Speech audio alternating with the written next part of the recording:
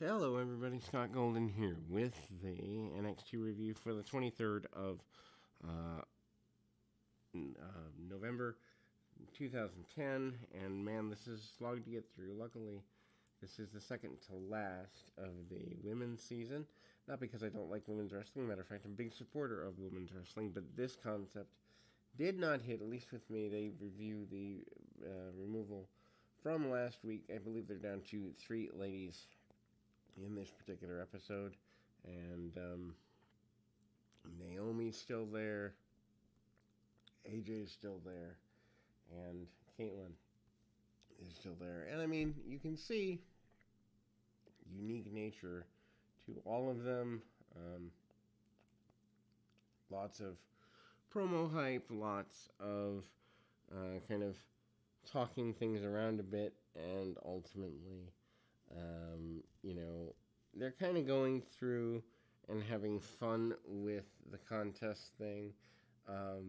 Running a contest again for several minutes, kind of going into things, is a little goofy. The Bellas are out as part of the next segment. It's interesting to me that they run between anywhere from 42 to, I think the longest episode this season was like 54, 55 minutes, and shortest was in the 30s. Multi-person tag match here. Bella's in as part of this. Caitlyn trying to do the girls next door thing here. And I mean, ultimately, I think Caitlyn was the pro that might have connected storyline-wise with the angle pretty well. And I mean, she's right in the face of Bella, who gets sent down. Interesting that the crowd has kind of attached to Caitlyn as the girl next door type, and ultimately that goes in a pretty aggressive way. Go behind, waist lock, armbar, and the like. Vicky Guerrero on the outside, begrudgingly supporting her pro, although she doesn't really want to. Cheating by Nikki Bella along the way. Nikki is certainly not a fan favorite by any stretch. We've got headlocks and basic stuff here. Kind of attempted float overs, doesn't really go that well. Nikki works over the knee of her opponent for several minutes here, and the match itself just kind of drags into a slower than it needs to be slog at this particular juncture. Not that it can't be done, but at the same time, it is certainly a longer than necessary run. Big clothesline by Caitlyn along the way, who manages to keep going with the process, and ultimately they get off on the wrong foot on a suplex, and then we see a kind of the X Factor facebuster sort of thing. Then we go to highlights from previous week's shows.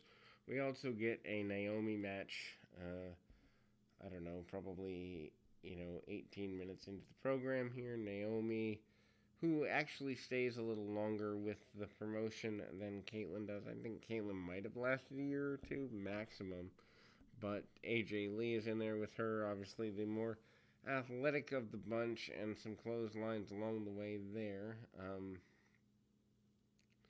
And it is apparently a tag match with their pros, as that's kind of their head scissors satellite style, which we don't nearly see enough of in that run,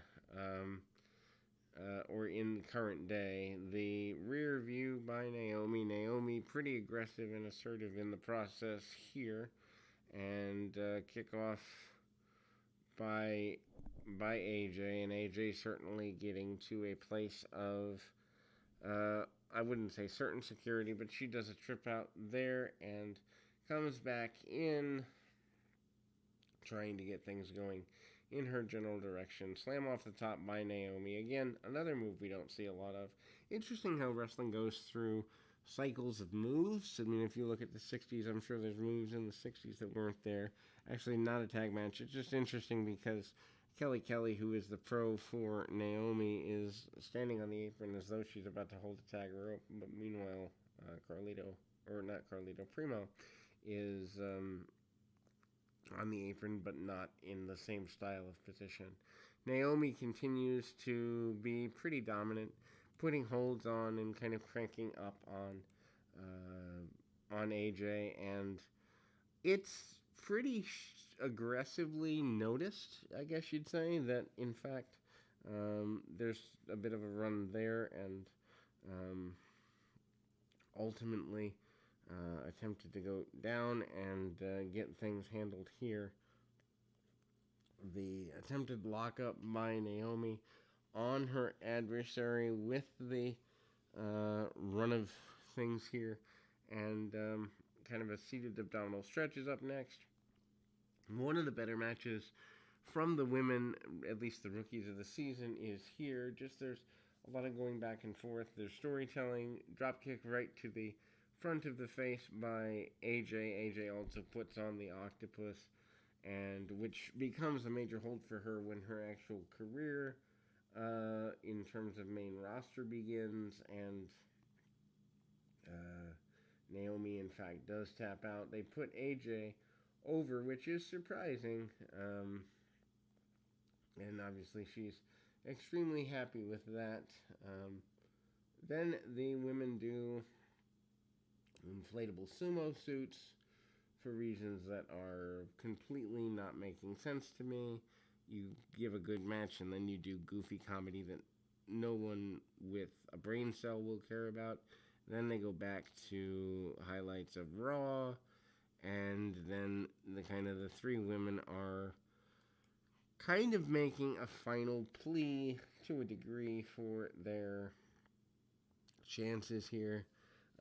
Interesting that they have a Team Caitlyn hat already made, so that's kind of a lean towards where the season goes. Matt Striker trying to get all the women involved, and NXT is pretty good here